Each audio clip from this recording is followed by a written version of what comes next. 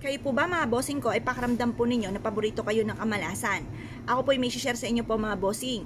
Kung kayo po ay lagi nag-aaway ng inyong karelasyon, may mga pagsubok kayo pinagdadaanan, talaga namang walang tigil ang awayan sa loob ng inyong tahanan. Kailangan nyo po nito mga bossing upang sa gayon matigil na po yung mga pag-aaway na yan. Kung pasaway po nyo po mga anak, may bossing ako na nagtatanong kung paano daw po masusolusyonan yung pasaway na anak kasi pasaway daw po anak po niya. Unang-una po, ipagdasal nyo po ito. Ipagdasal nyo na mabago po siya ng kanyang kaisipan, gabayan po siya ng itaas para hindi po siya mapahamak. Pagkatapos mga bossing, subukan nyo rin po ito.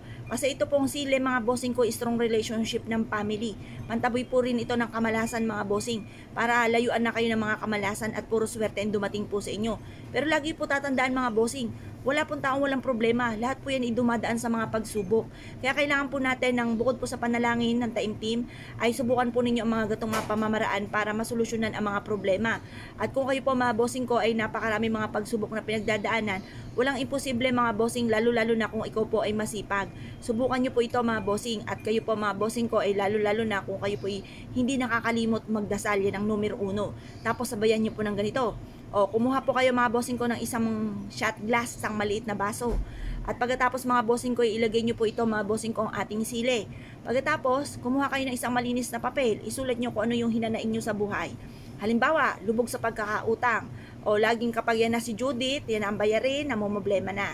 Para hindi tayo lagi namumblema, subukan nyo po ito. Tapos sabayan lalo ng sipag at tiyaga, pananalig sa mahal na Panginoon. Kung kayo po may problema sa inyong karelasyon, may mga tuksong hindi maiwasan, subukan nyo rin po ito. Ganun din po mga bossing ko, kung kayo po ay may problema sa inyo po mga anak, subukan nyo rin po ito. Idasal nyo po dyan at isulat sa isang malinis na papel ang lahat ng mga hinanaing.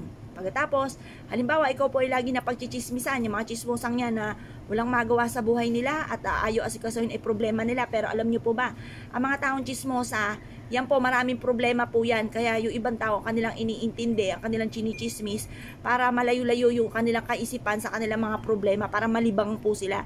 Pero yan po, maraming problema po yan kasi minsan ako naging chismosa kaya alam ko po yan. Ngayon pa mga bossing, pero totoo po yun. Naglilibang-libang sila sa ibang tao para makalimutan ang kanilang mga problema.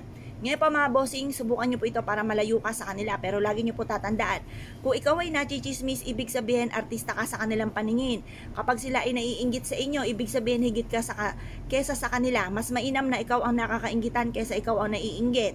Ibig sabihin, higit sila sa iyo pag ikaw naman ang naiinggit. Kaya lang po, kailangan meron tayong proteksyon upang sa ganun. Manalangin man sila ng masama, gumawa man sila ng kasamaan, ay talbog kagad sa kanila. Hindi tatalab sa inyo, kaya kailangan nyo ng proteksyon. Isulat nyo na lahat-lahat ang mga nais po ninyo na maganap sa buhay po ninyo at ilagay sa baso na kagaya na akin nabanggit, sa isang shot glass o sa isang maliit na baso. Ilagay nyo rin po ito mga bossing, at pagtapos ay ibilad ito sa sinag ng araw. Makalipas ang alas 8 ng umaga, ilagay nyo po ito at yung baso nga po ninyo na may ipit na mga wishes sa mataas na lugar kagaya ng altar. Or kaya kung may cabinet kayo na sa may gawing silangan, sa mataas nyo siya ilalagay dahil sinulat nyo po may wishes kayo. Kapag binulong lang, pwede sa baba. Pero kapag may wishes, may papel, ikaw ang mismo nagsulat, ilalagay nyo ito sa mataas na lugar mga bossing. Pagkatapos, i-mindset nyo na katapusan na ng mga problema po ninyo. Kayo po yung magiging matagumpay na sa buhay. Kung ano man po yung mga hinanaing ninyo, may problema sa inyong pamilya, masusolusyonan na po ito. Positive ka lamang, sabayan pa ng panalangin ng taimtim na mula sa inyong pong puso. Walang imposible, matutupad lahat ang mga pangarap. Kaya kung kayo pinaniwala at nais po itong gawin mga bossing, good luck po sa inyo po lahat.